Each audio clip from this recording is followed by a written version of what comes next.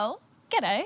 My name's Indiah Money, and I'm a Wiradjuri non-binary person living on Kulin Nations and have been fortunate enough to have been raised here majority of my life on both Bunurong and Woiwurrung lands. Firstly, I really want to pay my respects to the land that we're meeting on today and the people who have lived here for so long, millennium and centuries. I acknowledge that we are meeting on the traditional lands of the Yulukut Willam peoples of Bunurong land as part of the Kulin Nations. We are paying our respects to elders past, present and future. The members and elders of the Bunurong people, their forebears, have been custodians for many centuries and millennium. We stand on the land which Aboriginal peoples have performed age-old ceremonies of celebration, initiation and renewal. I acknowledge the living culture and the unique roles in the life of the region. I recognise and respect this cultural heritage, the beliefs and relationship with the land. These continue to be important, especially to the Bunurong people of both past and today. Too deadly. I, again, just want to say how lucky I am to be here and welcome, everyone. How exciting. Happy NAIDOC Week, you mob. Yeah, I think that it's so important to focus specifically where you are and consider that privilege. And, yeah, recognise that if you're not local mob, you're a guest.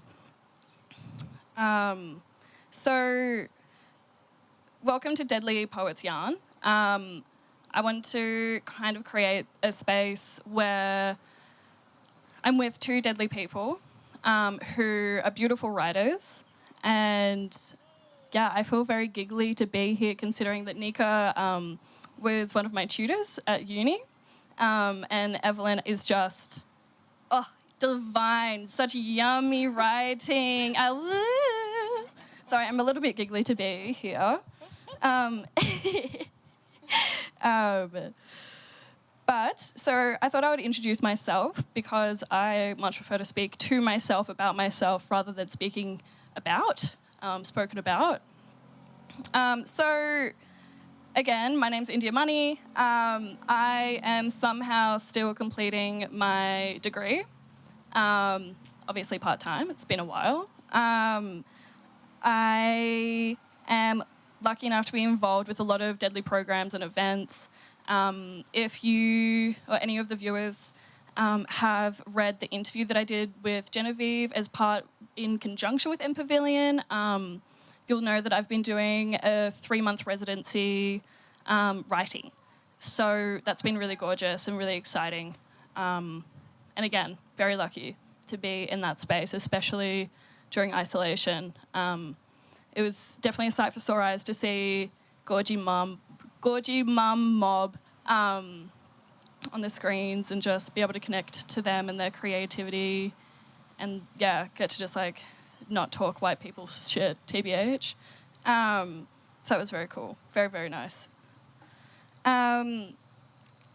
So, yeah, I am a poet, but also I work with art, so installations, physical artworks, digital artworks. I also randomly do drag as a little king, so that's fun. Support the gays. And yeah, I suppose my catchphrase is that if there's a job going, I will just put my hand up and be like, yeah, surely I can do it. But I think that's kind of like freelance economy, no? True. Love that. Obsessed. Have I introduced either of you yet? I need to. Love that. Bless my cotton socks. I'm just going on a quick Indiah rant. We love it. That's what we're here for. Oh, it's the Indiah hour. It's the Indiah hour, folks. You've arrived. My goodness. Lucky boy me. So to give context as to how today is going to run, I'll be opening up by reading a 3-part series, and then I will then pass well, pass the mic, not literally, COVID safely, to Sweet Nika, who will then introduce themselves because, again, I think it's really cool to talk about yourself and hype yourself. I think I always get really awkward when people like read my bio out loud to me.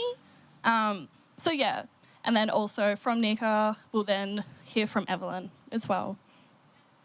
So the pieces that you'll be hearing from me are about Gurodani. So Gurodani is Goanna in Wiradjuri, and Goanna informs a lot of my work. I really am quite obsessed with Gurodani. They're so special, and I think, I was fortunate enough to receive a grant from Creative Victoria to further explore Goanna, and a 3-part series of poetry was part of that. So that's, again, so deadly. Keen to have a chat afterwards if you have any questions. So the first part of the series is called Gurodani Confused. Captured in glistening, immaculate plastic, trapped by resin. Fly to honey? No. Crystallized immortality, frozen in a time. Your choice, your decision. Not mine. Gluey and stuck, here, a fragment of a memory, constantly a reminder, then, not now, parts, yeah, but not all. Thank you. Thank you. You can actually catch that piece in the Rabbit Journal that is going to be published soon. Everyone subscribe. Yeah, subscribe, subscribe, share the video at your own will. Part 2 is Busy Goanna. I am sticky. I am trapped. I am in glue. I am stuck. I am tired. I am lost. Surging veins ripple, nyare, blood. Kept secret, bubbling. Skin to disrupt, viewing. Surfaces now, touching, to feel. Claws at every edge. No. We're near defeat. This poison honey, resin, cannot keep Gurodani away from his checklist. Every day, busy day. Must check family eggs, both now and next day. Oh, thank you. I love that. So good. Cute. Oh, cuties, stop. And then finally is Gurodani smiling. Small scales, warm in the yire. Very happy Gurodani. Bush turkey eggs, all in Goanna tummy. Family eggs are safe, tongue out, tasting the air. Less toxic this time, escaped the cruel, stained hands of that white woman, trying to trap Gurodani, big scales, in that sickly serum. Not this time. About to tell the family about the wicked intent. Going to talk to the council when the rain falls, so humans can't hear them talk of business and work. They're doing for the community by secrets, the leaves, hush, hush, patience. Thank you. Beautiful. To give some context as well, to the artwork that's going to be accompanying the 3 of them is, have you seen those really tacky gammon paint by Diamontes? Oh yeah. Oh, in every yes! airport, bookshop, that's the thing you're gonna do on a plane one day. Yes. One Wait, day. What? Paint by Diamontes? Yeah, so it's the paint by numbers idea where you get sent this kit and then you get this little paintbrush and you dip it and you match if there's a circle that says color 23, you go to your little paint pot that's got a 23 on it and you color that in. Yeah. So it's very bizarre. Yeah, it's So very sad lead light stained glass kind of thing. Ah, okay. Yeah. All right. So replica of Diamontes yeah, creating The replica of the goanna of the replica of our national identity.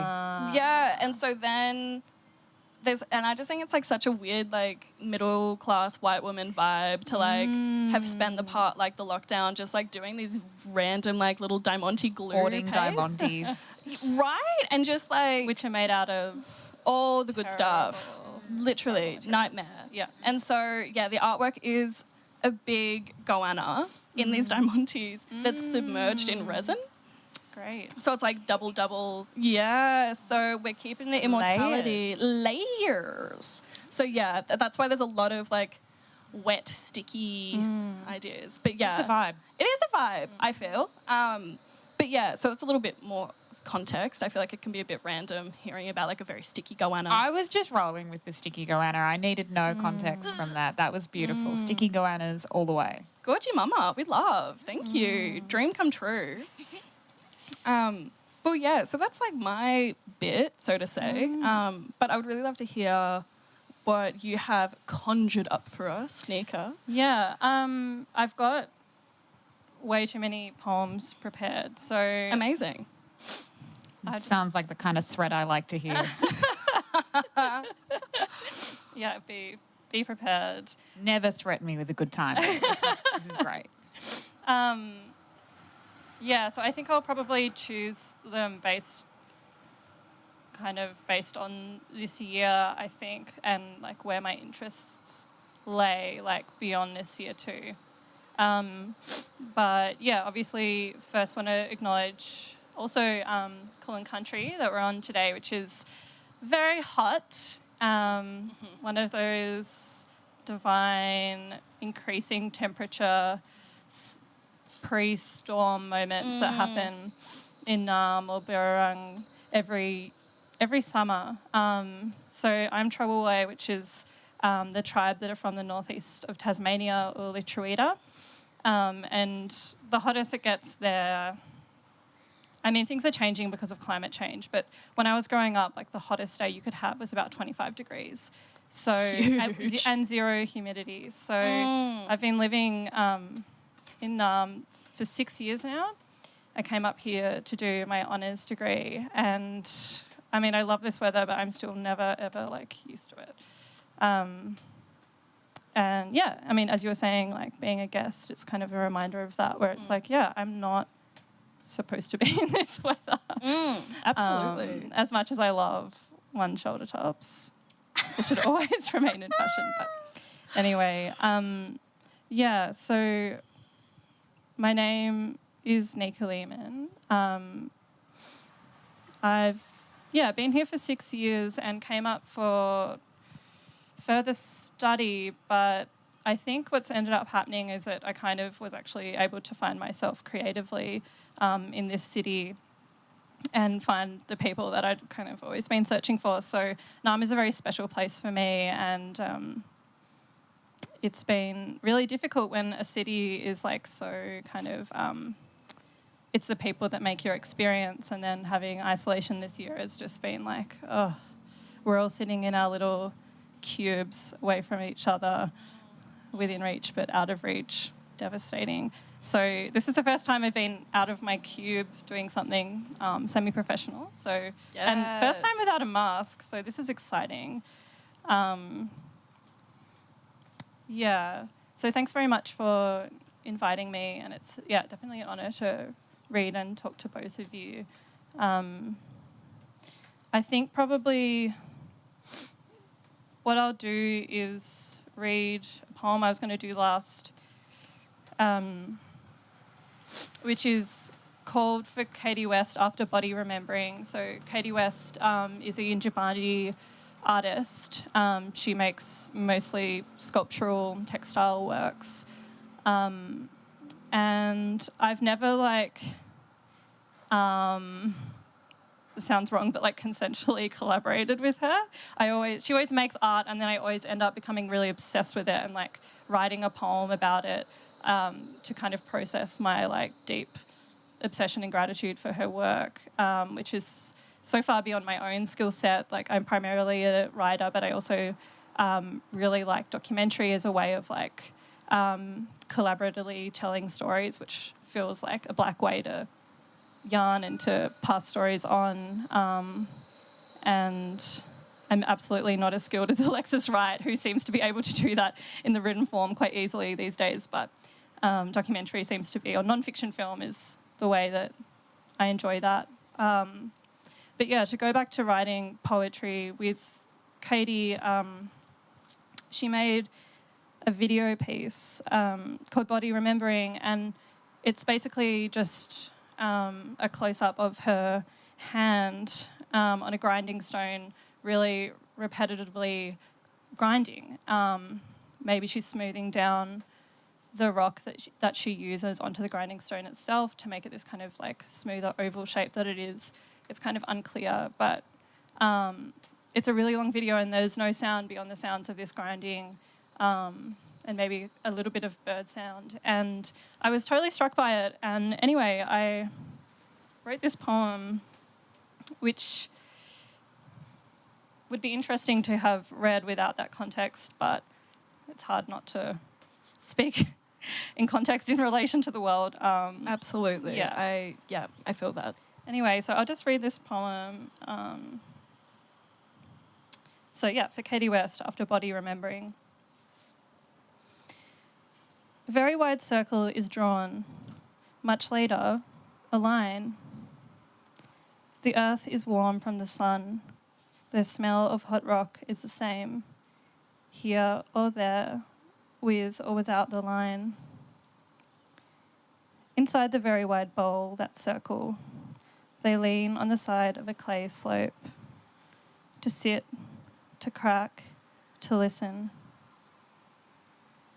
The line is here, and the line will move with or without you. Stay, crack, listen. So that was Beautiful. that. It was Stunning. interesting that like circles and lines became the prominent thing. And I don't know, I've noticed that a lot of like Black artists were like really obsessed with cartography, like the way that space is mapped out. And I don't know, I think of like quantum mechanics artist Megan Cope a bit. She's very interested in that line work. But so for me, I guess like the line in this, I don't want to rant on about my own interpretation, but you know, I think about lines and it's something to do with like this continuation and like a progress narrative maybe, whereas the circle is more like secular time, like the ongoingness of like deep time and deep futures. And this kind of repetitive movement with Katie's hand was just like pulling me into this kind of state where it could have been a movement that was done 40,000 years ago, or hopefully 40,000 years in the future, if we as a species last that long. So beautiful. I feel like I can hear the sound of the stone being rolled and just rubbed. Oh, yeah, yum. Thank you. And also like the muscle memory of that motion too, and how that's like a DNA sort of thing as well. For that, sure. You know, movement between the body and the poem, I think is always really beautiful to remember, like how much bodies do carry and continue those practices and those things that root us. And so it's a really beautiful way of celebrating that. Yeah, So I love it. yeah, for sure. And that's an interesting thing for writers, I guess. It's like, you know, how do you articulate the body's memories when it's a physical expression, like it's a physical language that it's sending to your brain, and you've got to figure out a way to verbalize that and verbalize it in languages that maybe are new and maybe ones that, you know, you don't fully have the language to explain anymore. Okay, so maybe then to kind of put it in like a narrative of this year, this is another poem that I wrote in response to a piece of video work. This work is by two settler artists, Aaron Claringbeld and Rebecca McCauley, and they made a video about the kind of festivities that happen each invasion day up in Echuca, which is Yorta Yorta country. So people like on the Murray River love, like white people generally, love to zoom around in like little boaty things or get like pulled in something, blow up, or, you know, just float around in plastic and sink beers while they're doing that and make it like lots of noise. And drones have just been added to the equation as well. Anyway, they made this video, but I wasn't really thinking so much about that because I haven't experienced that myself. Definitely more of a saltwater person, but when when COVID hit, Miss Ro, at first I was like, oh, like, what am I going to do about this? I don't want to write about this. Like, I don't want it to infiltrate my brain. I'll think about what other things are happening in the world. And it's like, well, what's happening, you know, in your own state? Like, you know, the Murray-Darling Basin situation, which has been ongoing for so long. It's like continued to be like more and more degraded and made disgusting by like irresponsible settler farming practices. I was reading a lot about that and water scarcity for Indigenous mobs, as well as, you know, the forced changing relationship for people to their land and to their spiritual entity of the river. So, I wrote this poem. It's called Mudboat Poem. Hoi, what would churn interest to not reenact, to recede into something other than an eco-skirmish just like this? What numbers, please, to have the confidence to name this instead with M, mass acres of fresh, lively grass laid flat by trailers' grilled feet. Mud-busted vein, slugwood matters. Ornate history, society stuff. Deadwood doors done nothing but chronicle trouble. Mechanics of how they got started. Now erosion is an overused word. How about we try harder, look to beauty and shit like Eutrophus until that's no matter too. Understanding that orders of well-nourished charts, gone breath, shouldn't have taken that many fish, that mudboats slide thick matter from one historical spot to another, paths past travelled, thick arms, photos, cheers, and it did nothing. Mud down the gullet, leaders got a logo. Who would want to reenact today? This is a domestic space, this old river. There is intimacy here. Long and loving laughter, warm entries. You would like to imagine this, wouldn't you? Frog shudders a plonk across alluvial perfection. Amphitheatre sounds on a silent night. We come refigure ears here. The river is not obscure and will not become abstract. Sad you won't know until it withdraws its care, it turns away and we go. 40 nations, or basically a UN in agreement, stop sign in multiple languages. Mother will not forget river's recent obscurity and that 1/3 production from blind mouths it fed. And I use the term paths past travelled, which is a reference to Natalie Harkin's 2014 essay, The Poetics of Remapping Archives, Memory in the Blood. And there's some references there, which I forgot to mention to, I forgot what they're called, but they're these like big ancient like paddle boats that were used to, when the Murray, the whole region, I guess, was being colonised, they were like using these boats to carry different resources up the river and down the river, like sheep and wood and things like this. I think they were made in the late 1800s. And now they're kind of used as like tourist attractions. I don't know if you might know about this, but yeah, so people go on them and you can spend a couple of like 5 days or something on these boats, you know, pedaling along the river, kind of reenacting that early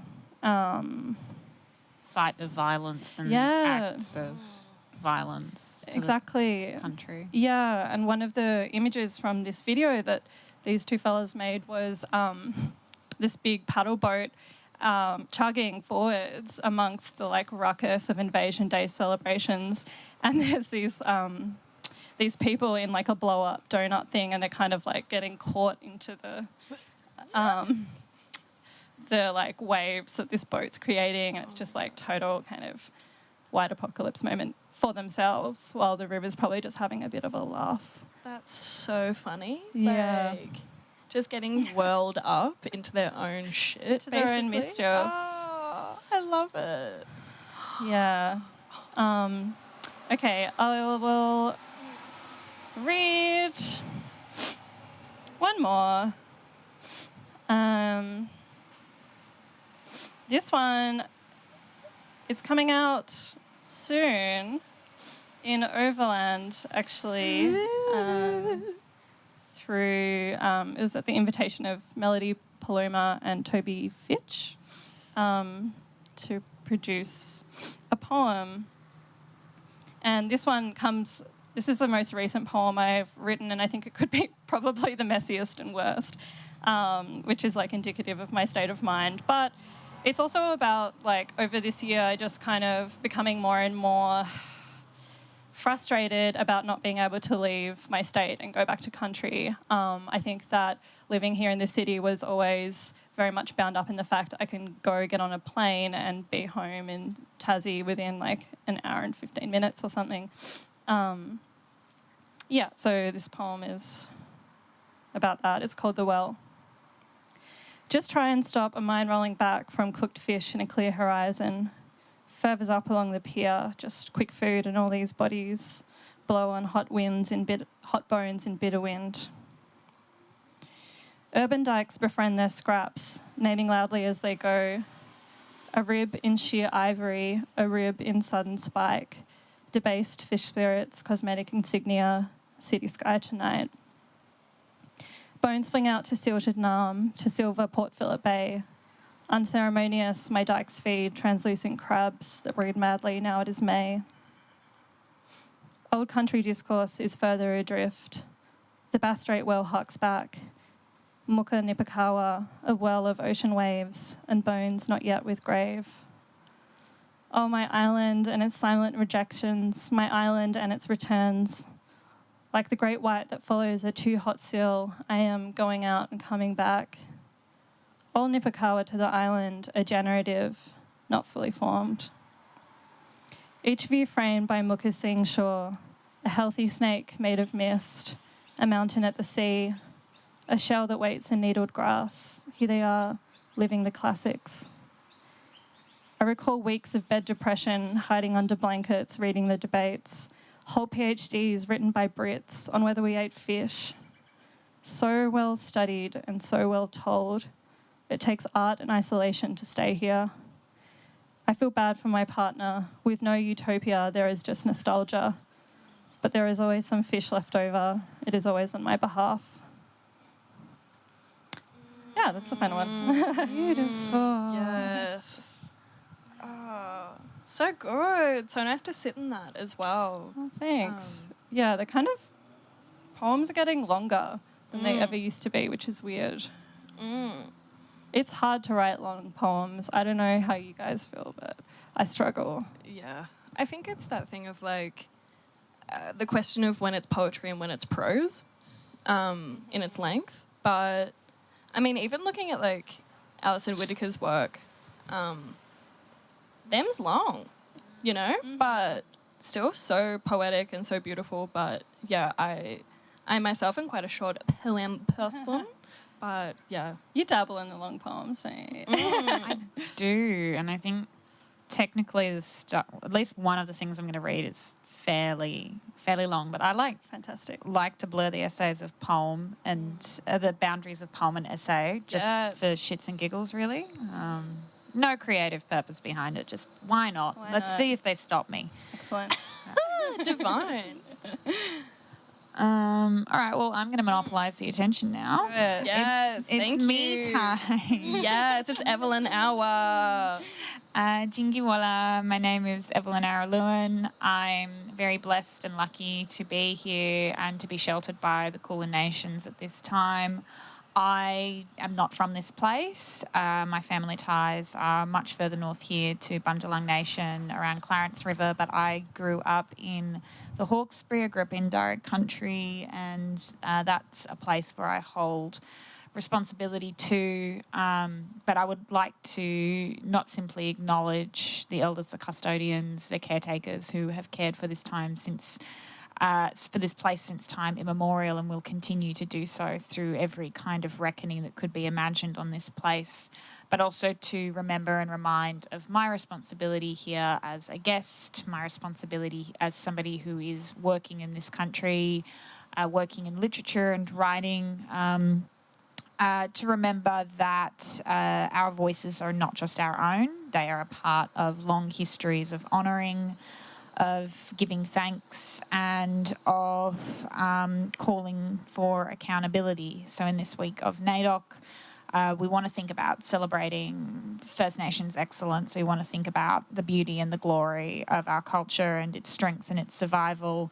But I think it's also just important to remember that through every inch of what we do, if we are not always centering the violation of sovereignty, if we are not always centering the necessity of justice, then we are not acting in our responsibility to country. So that's as much of a reminder for me as it is any kind of political statement. And I think, having been so lucky to have been sheltered in this place this year, in this very difficult year, it's always good to just reassert what we owe back to the country that looks after us, and how we might live in better respect and reciprocity with it.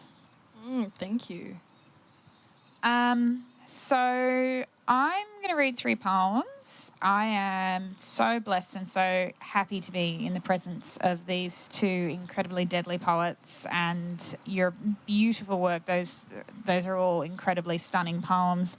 And now I feel like a little bit of a dickhead because I'm going to do some sort of funny stuff.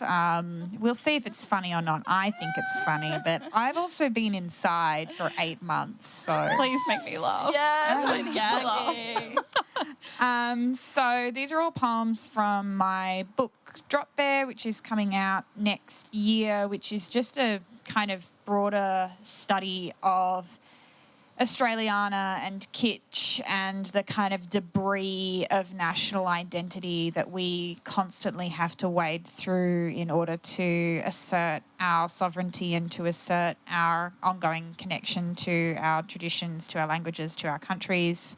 The first one I'm going to read is kind of I think it's appropriate for a NAIDOC because it's kind of my frustration at the sort of eventfulness of the perceived eventfulness of our ongoing acts of care and of the ongoingness of our culture.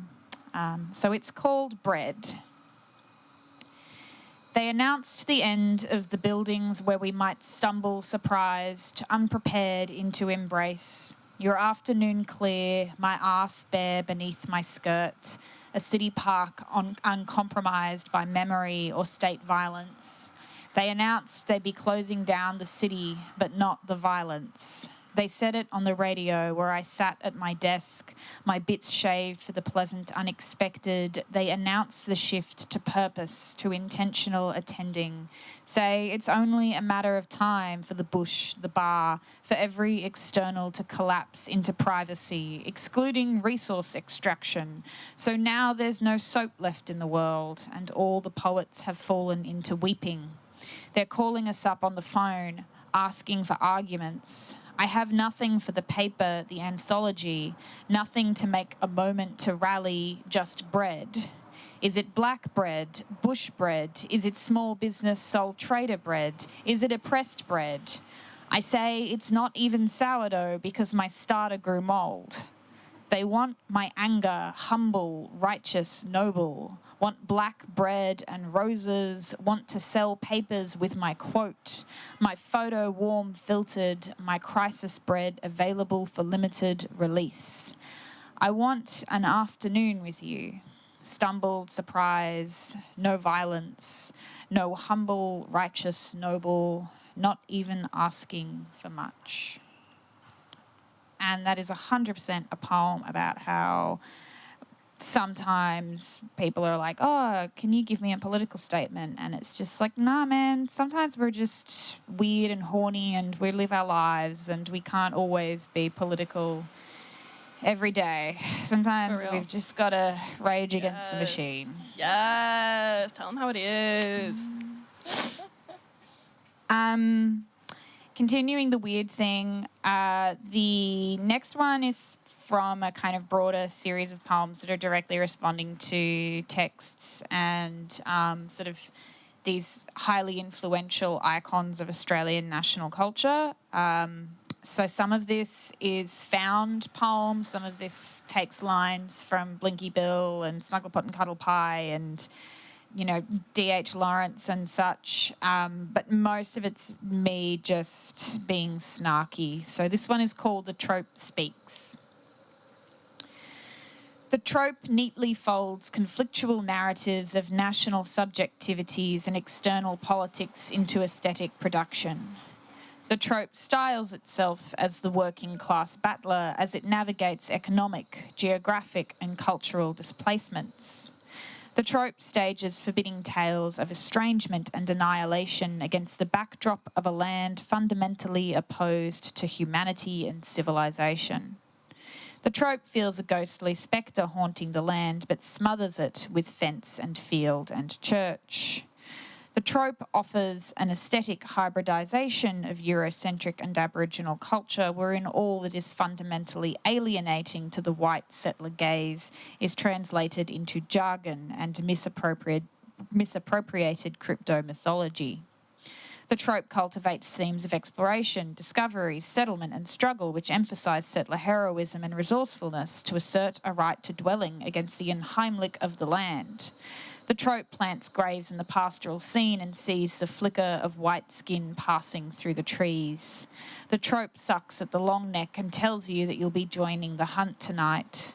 The trope wants Australia like a man wants a woman. He fairly trembles with wanting. The trope once had long hair and spoke of liberation, but now votes for localised conservatives and owns a boat. The trope, according to legend, can be found in lakes, swamps, pools and billabongs and is said to make a loud booming noise when it leaves the water at night in search of little boys and girls to swallow. The trope is available for purchase in a wide range of hand-dyed linens.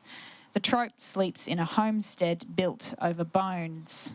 The trope contracts. Its planks creak, but its grandfather built it to last, and it knows its roofs and verandas will give just enough to survive unscathed.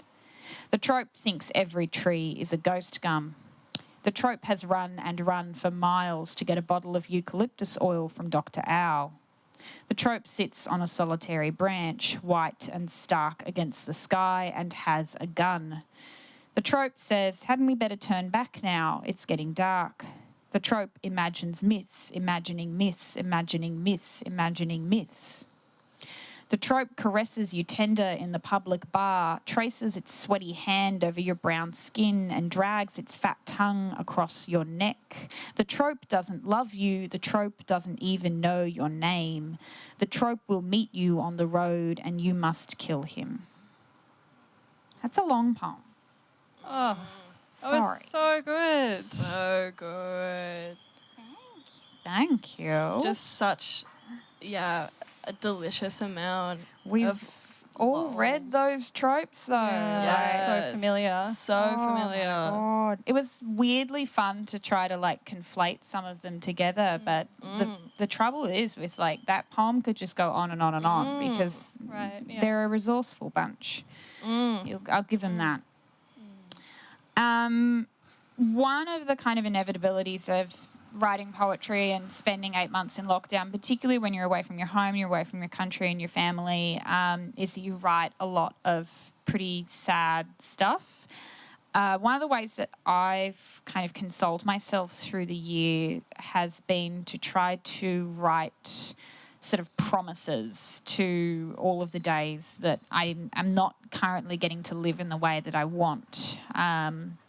So I ended up writing this kind of promise to my family in the sort of endless continuity of moments in time that I wish I was with them. And, very excitingly, I will be able to see them quite soon and can go and give everybody lots of hugs and be really clingy. But until then, we've got poems. So this one is called See You Tonight.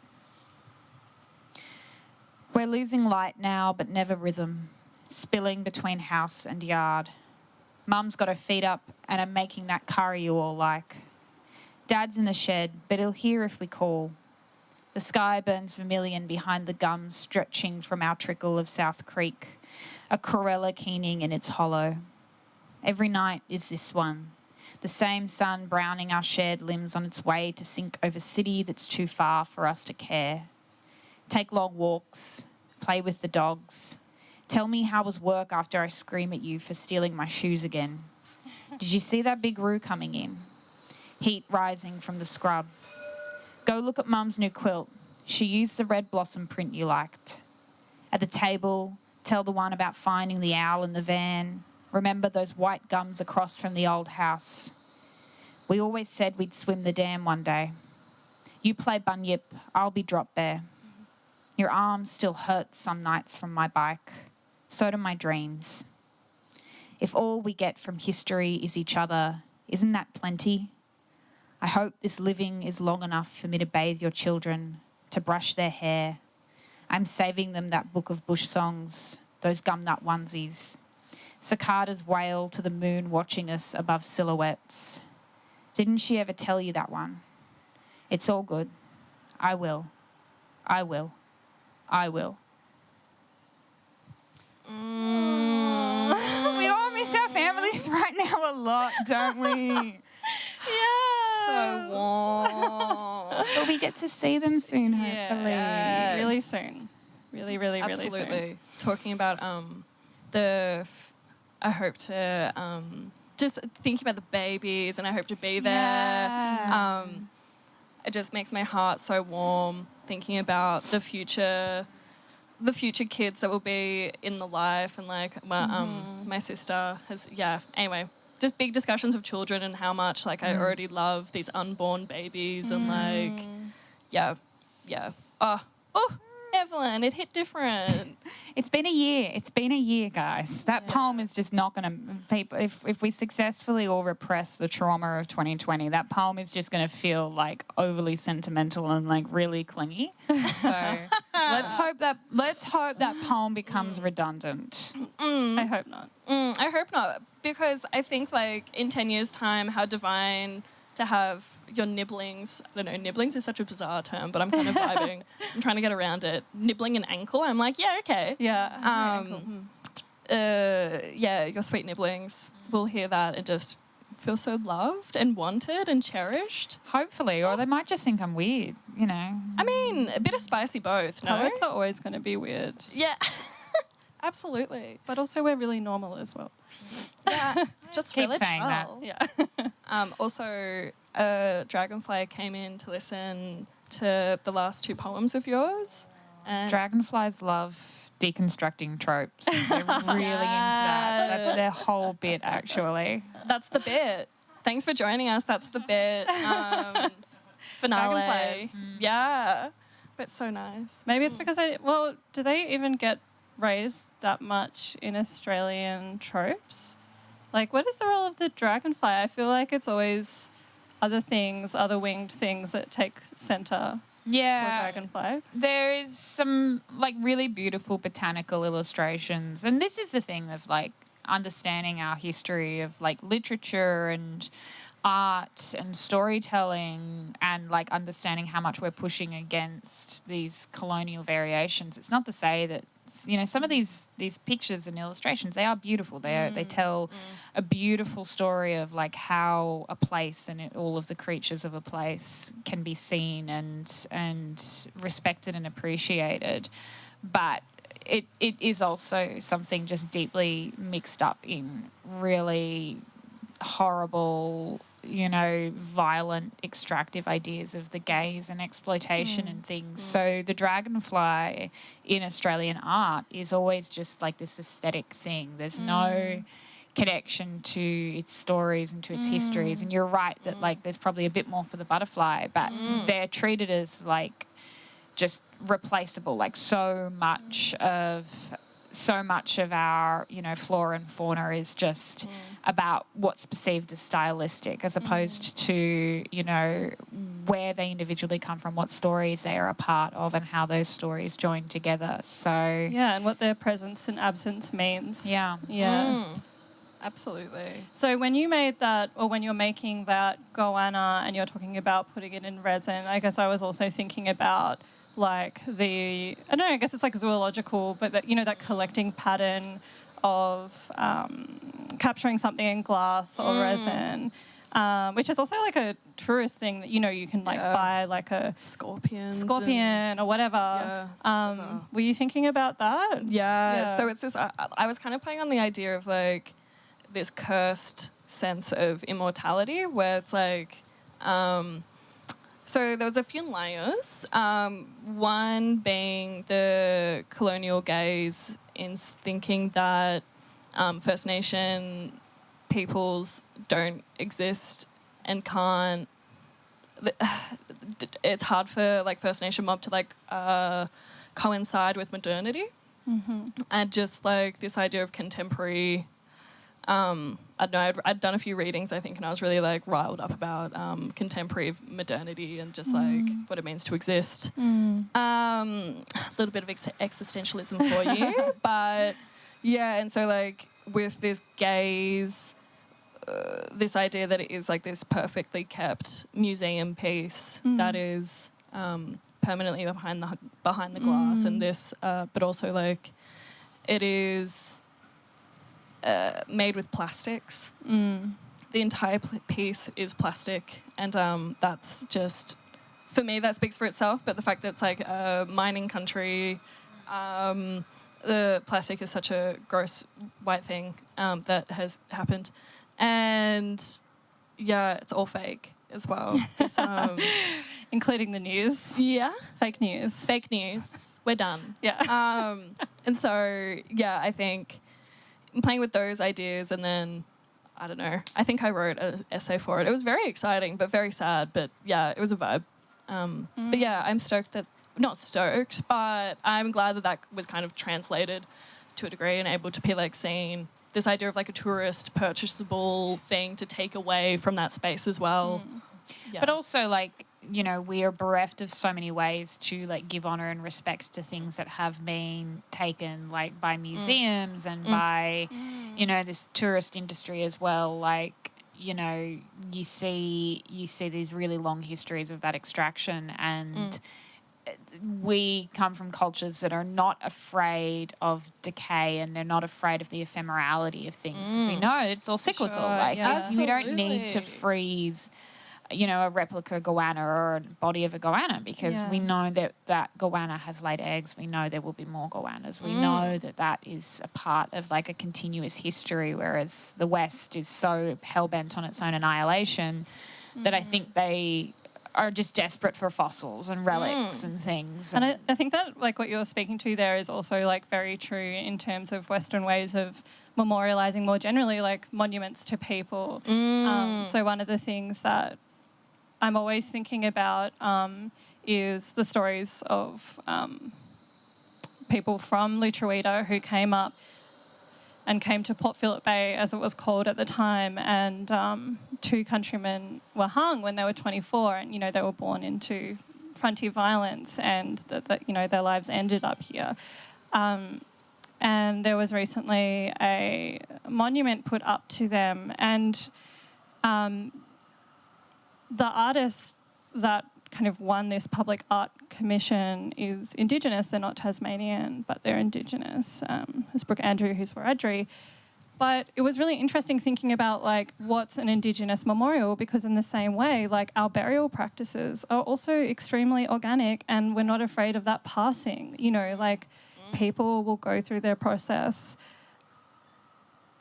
in a certain amount of time that's like there's not this lasting bronze or concrete or any other kind of material where it's this obsession with like continuing across time, because we remember, and like I guess that's like the beauty of, I don't want to make it like cheesy, but like that's the beauty of like, you know, orality, like telling stories. 100% is like, you know? 'cause that's how we don't need a memorial to remember where things are, because we've told each other where things are, and we've used story and poetry and those long histories.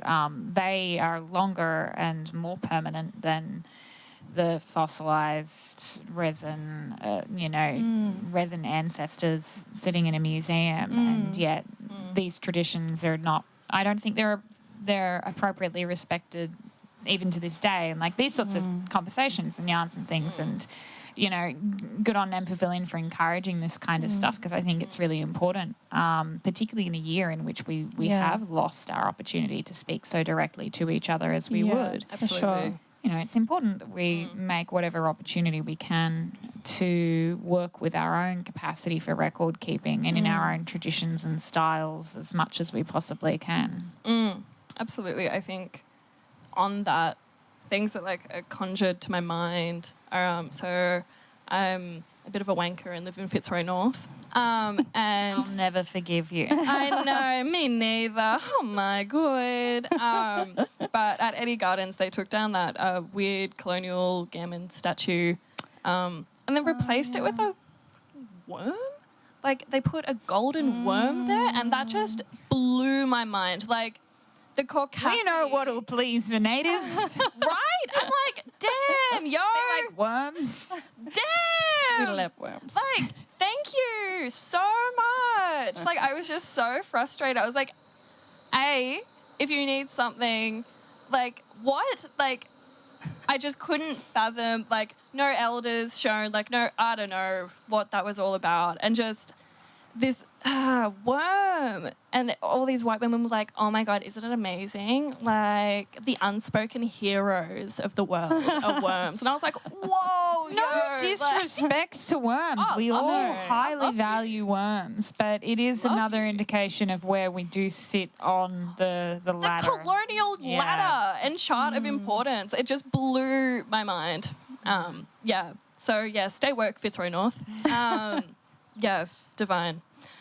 But, thank you both so much for today. I feel like it's been such a nice conversation. I would think it would be pretty funny to say that I hosted this, but thank you so much. Curated, facilitated, facilitated, directed, I mean, inspired. I've loved the stop. collaboration that's taken place. Prophesied. Oh, hello. That's a bit nice. I'm a poet. I know like at least 7 words. Yeah. Synonyms who? Love. I feel like it's been it's so nice to see your faces. Like, I'm going to be so honest. It is so nice. nice to be within a couple of meters of each other. Yeah. I just really appreciate seeing you both and listening to you both and hearing you. And it's just been so gorgeous to like have the imagery laid out and just kind of like to sit in the words, in the feelings. So Thank you for the both. giggles. Yeah. And it's also nice to know that, we've all been thinking and feeling and working this year together. It's like, yes, Fitzroy North might as well be on the other side of the Bass Strait to me right now. But, we're all still connected, and it's very nice to have like a facial reminder of that. So thank you. Thanks for inviting me. No, thanks for coming. Thank you for both just being really good at what you do. I think the world highly appreciates it. I reckon the world really highly appreciates you. I don't know. I didn't get a got statue this like the feeling. worm. I mean, who's to say Not one's yet. not in the making? I'm working on. We're all working on that. Too cute. Thank you. Thank you to MPavilion for hosting us as well. I also didn't mention we're in case Bunurong wasn't as much of a pinpoint, we're in Docklands and it's really cute and I would recommend. Cute. Bye everyone. I'll see you in the live Q&A section in the YouTube comments. Woo! If you have any questions, get them ready. Cool. Thank you. Thank you.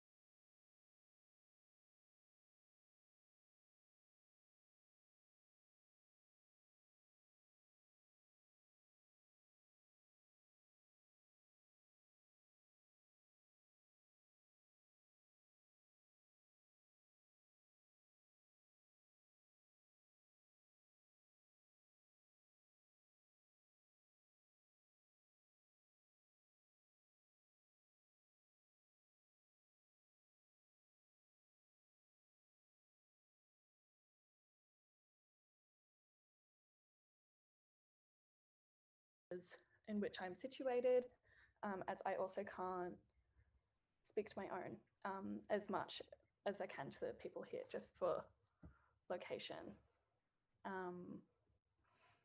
Yes. But yeah, thank you again for coming today.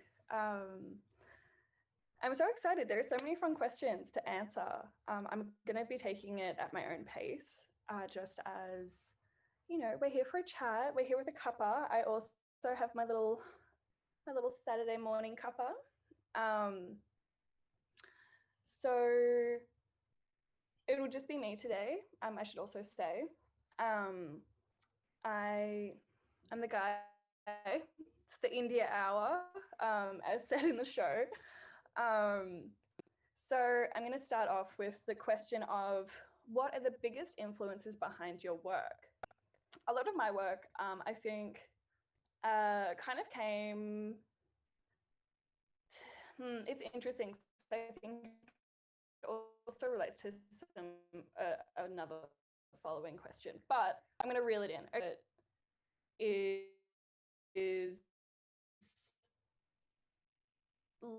Lionel Fogarty.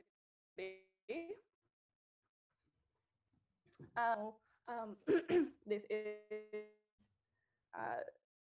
his selected poems from 1980 to 2017. And so deadly. And I think it really plays with language in a way that's so gorgeous. And Lionel was never like formally taught to be a poet, which I also think is really great to kind of continue to defy the colonial lines of what writing is and what it needs to be and what it looks like, because we're also, like Lionel, setting the example that we are able to recreate what that looks like, and we're able to forge our own way forward. So yeah, I think Lionel is probably one of my biggest influences. Love you, Uncle. But yeah. But also people like Janine Lee, in contact with her, and she's amazing. If you don't know Janine Lean, like, please get onto it. She's the best. She's actually like the mentor for the for another program that I've done. Yeah, she's been, I would probably say she's one of my mentors, maybe in life. She gracefully and so kindly offered her garage space to me maybe a year and a half ago as a, I don't know, poor student vibe, and I'd been really lucky to get a commission artwork that was quite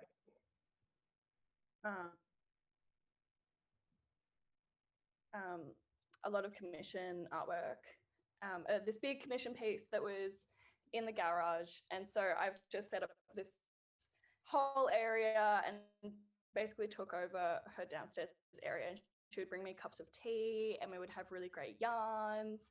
And yeah, I think Janine is such an icon, and she's Wiradjuri as well. So just like so close to my heart.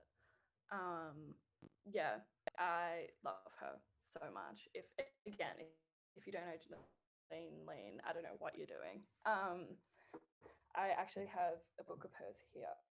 She's, yeah, such an inspiration. Yeah, this book, Guayu for All Times, is a collection of short poems. Oh, not necessarily short poems. Is a collection of First Nation poems, I should say. I don't know why I said short poems. I was gonna say short stories, like a collection of short stories, but that is not the truth. Yeah, I think it's so gorgeous, and there's such a beautiful amount of different writers in here. And so yeah, if you don't have this already, I would really recommend getting that in really during isolation to have these pieces. It was released, yeah, being, how have we got? About poetry. I think I was really lucky from a young age to have been very encouraged to explore whatever creative mediums I was interested in. And I think that as someone, so I'm pretty mentally unwell, and that's a vibe, and that's fine. That's not like anything. But I think I've really found a sense of therapy through poetry.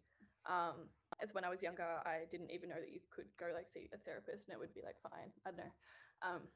But yeah, I think poetry really spoke to me because I could just kind of blurt my feelings, and it didn't necessarily have to make sense to the reader even, because it made sense for me, and I was able to kind of navigate my own feelings through these pieces.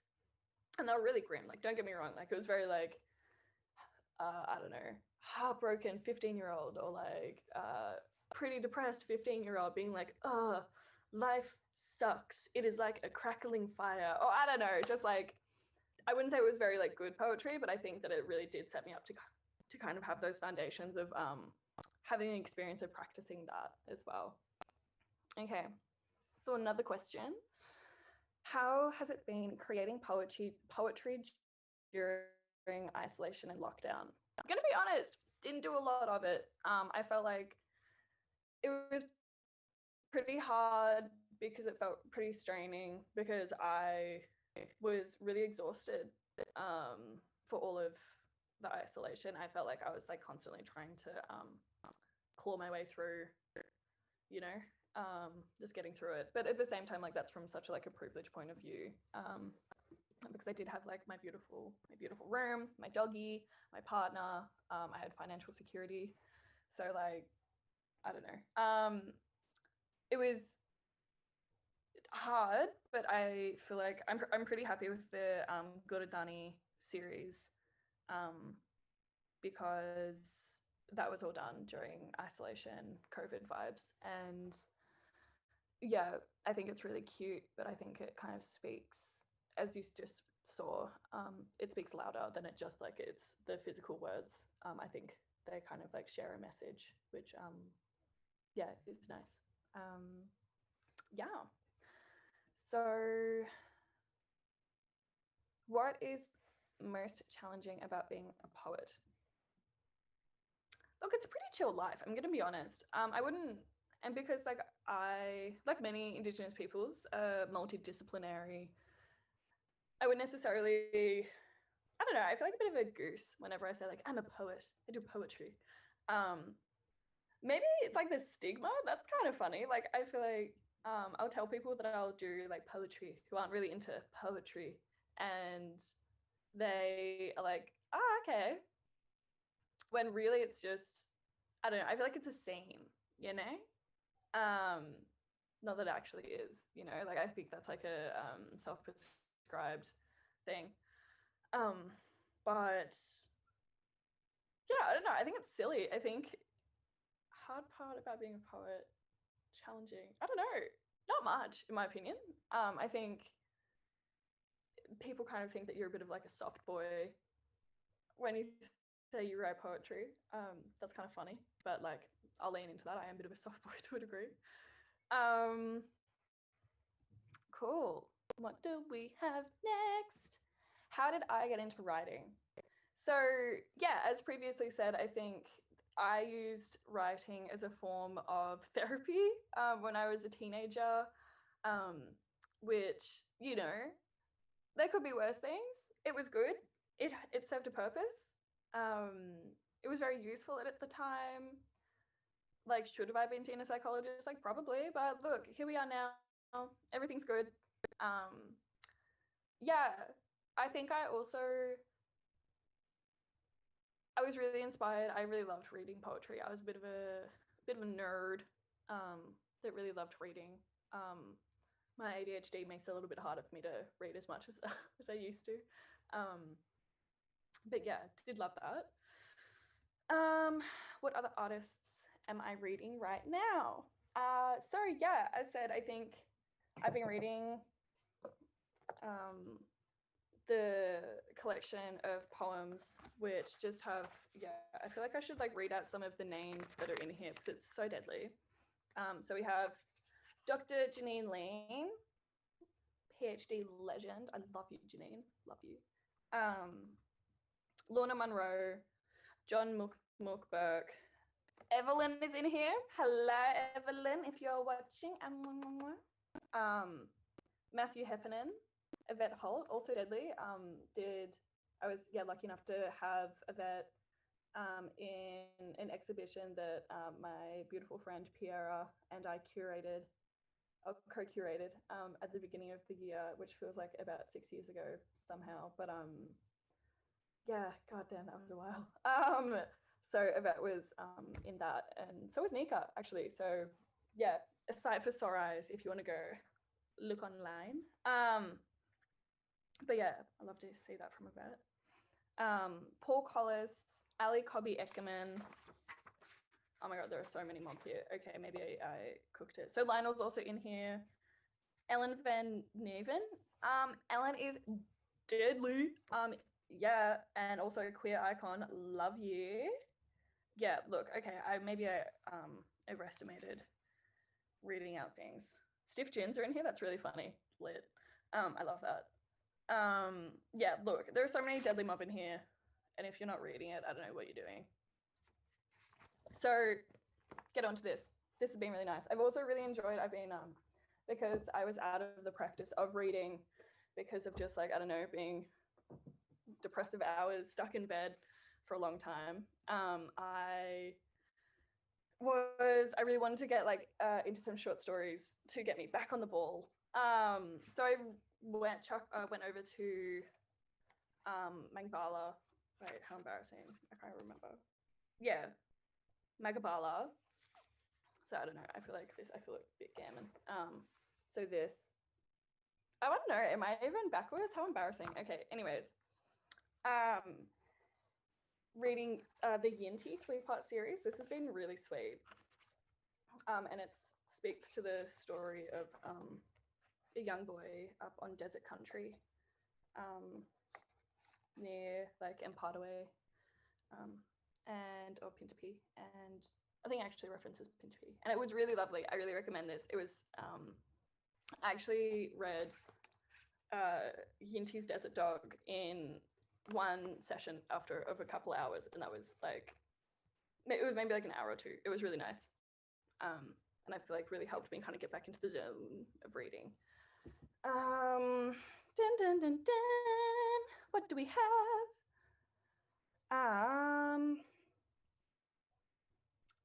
So another question is, what are the biggest influences behind your work? I think I worked really hard. Maybe it sounds a bit daggy. It is super daggy, actually. I worked really hard to kind of think about in my bio. If you've read my bio, those I think are very succinct bits, but I'm actually going to get up my bio because I have a terrible memory. And I can look at some of the things I practice. How embarrassing. But I also thought I thought really hard about like the things that I discuss. So I really like to talk about Black stuff, as you may be able to tell. I love talking in language. I mean, I'm not great at talking in language. I really apologize to any Wiradjuri mob who were listening and heard me butchering any terminology. I am definitely still learning, and I'm going to practice and continue learning. I think that's a really important thing for me. So, dun, dun, dun, dun. So colonialism, assimilation, skin color, gender, mental illness, sexuality, climate change, stolen generations, identity, as well as critiquing the Eurocentric, Western idealized structure that each person in so-called Australia is forced to maintain. I mean, that's me cheating, isn't it? I just read off my bio. But I think those are very much in theme with what I write. And I think, yeah, I I feel like, yeah, I don't know, it ebbs and flows with what I'm writing about. I'm currently, as said, really obsessed with goannas and eels as well. If you want to know more about eels, just hit your boy up. And I always love talking about eels. Yeah, I hope that kind of answered that question. Sorry if I was being cursed. And yeah, okay. Next question. How has it been creating poetry during lockdown isolation? Did I already do that? That's naughty of me. Yes, I think that one has already been done. Okay, sorry folks, bear with me. How do you think Indigenous oral history will continue or transform in the future? Oof. That's a really interesting question. I think,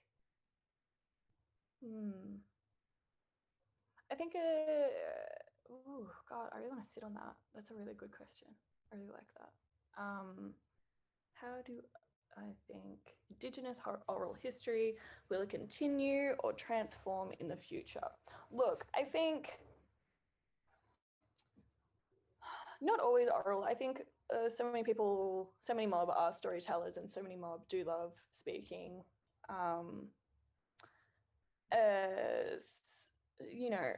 Do love speaking. Lol, sorry.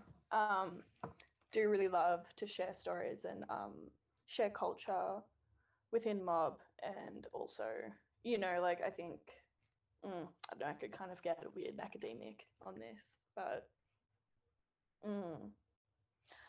I think it is happening. I think oral histories are constant, and I think even today, we're continuing to practice them to a degree. I wouldn't necessarily say that these are oral histories though, but I think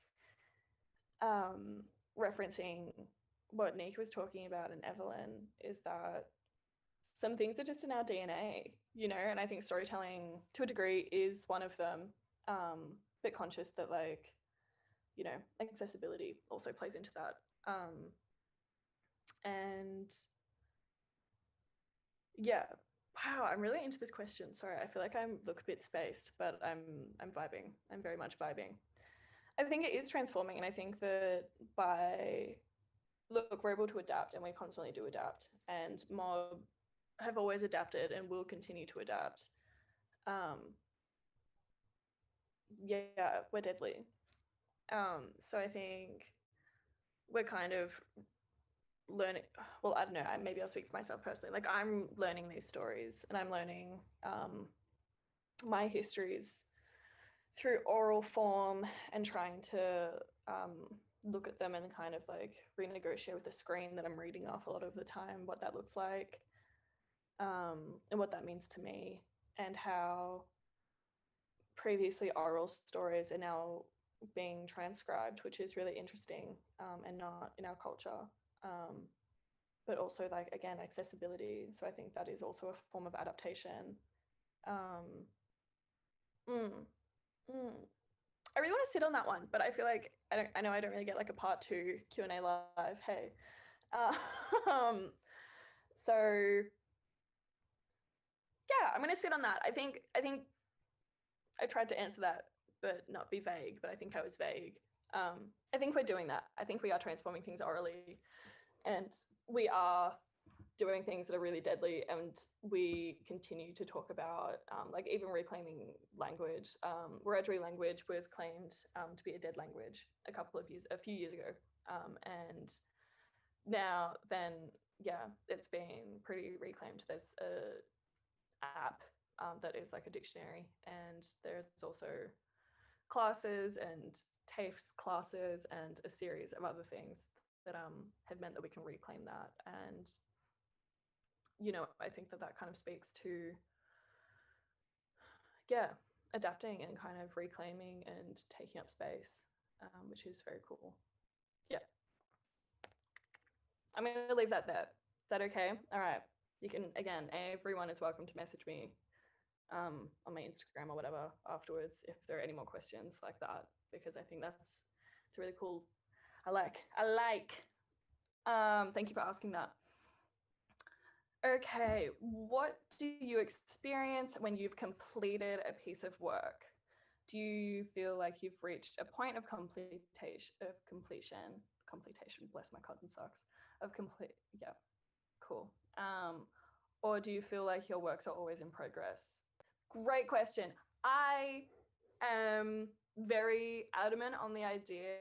So when I write, it always comes out kind of like a word vomit. Like I'm like, blah, blah, blah, or like, oh, blah, blah, blah. And it just kind of like all comes out at once. And I basically leave it like that. It all comes out kind of like it's urgent, like this sense of like urgency about the way that I write. And it all just kind of like flows out without sounding like a cliche. Nah, bugger, I can sound like a cliche. That is very cliche. It just kind of like falls out. And I've learned that I feel like I would get too stuck if I was if I was someone who like constantly felt like things were in a sense of being uncompleted or incomplete, because I just feel like my brain would actually implode. But yeah, so I feel really fortunate to just kind of like word spew something on the page and then basically call it a day. Like I will go back maybe like a week or so later to do like any like tweaks. Like maybe I'll like change a word around. Or maybe I will, play with things a little bit, do some like grammar things, like put a cheeky tab space in there, spice it up a little bit. But yeah, I feel like that's my practice, which is pretty chaotic and on brand, if you know the guy. Yeah, beautiful. Well, I think that wraps up our live Q&A. I hope that everyone joining has enjoyed. It's pretty interesting to give a live Q&A to my screen, but we're vibing, we are just straight up doing the thing. So yeah, I want to say thank you to MPavilion for having me. I hope everyone watching really enjoyed the Deadly Poets yarn, and I hope people who asked the questions also got the answers they were looking for. I feel like some of them I kind of left vaguely open, so sorry about that. But yeah, thank you so much. It's been a pleasure. I'll see you on the next one. Bye.